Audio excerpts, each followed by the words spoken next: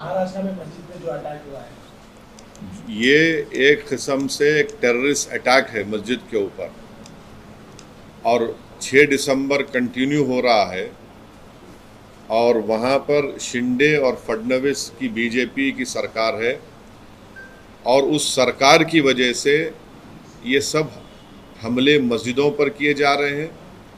मस्जिद के अंदर घुसकर कुरान शरीफ की बेहुरमती की गई, मस्जिद के अंदर डिसिक्रेशन किया गया, मस्जिद के अंदर जलाया गए जानी माज़ों को।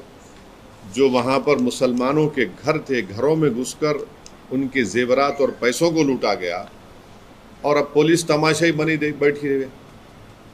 तो ये पूरा इनकरेजमेंट दिया जा रहा है एक किस्म से, इनडायरेक्टली या डायरेक्टली बोलिए, वहाँ की बीजेपी और शिंदे सरकार की तरफ से।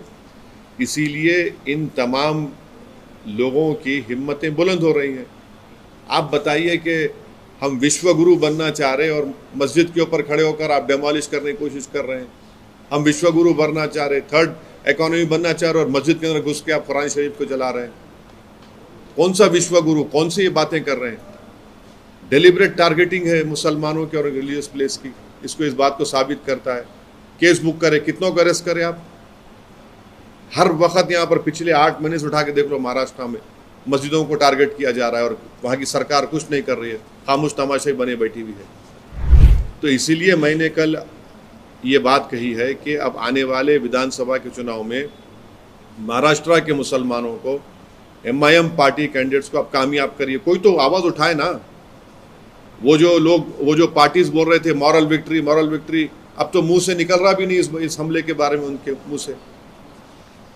आपने जो एक्स पे भी कहा, महाराष्ट्र में सरकार की तरफ से जो पिलग्रिमेज स्कीम की बात की गई है, उसको लेकर किस तरह की आप तो ये रेवड़ी नहीं है, ये कम्युनलिज्म नहीं है कि नहीं सुनिए आप, ये तो महाराष्ट्र की सरकार भी कर रही, दिल्ली की सरकार भी, सब कर रही है। ये क्या है फिर ये?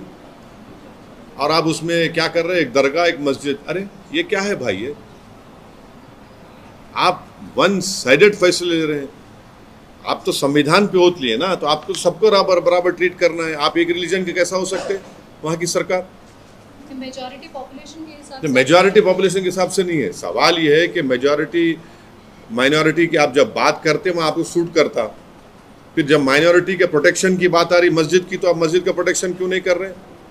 अगर वो मस्जिद पे हमला नहीं होता, किसी और की प्लेस, रिलीजियस प्लेस पे हमला होता, तो अब तक आप लोग क्या करते? आपके हर टीवी चैनल पर आप लोग शुरू करते, रेडिकलिज्म हो रहा है, अपीसमेंट हो रहा है, हम इसको दबा देंगे। अब तक कितने बुलडोजर घर तोड़ दिए जाते अब तक।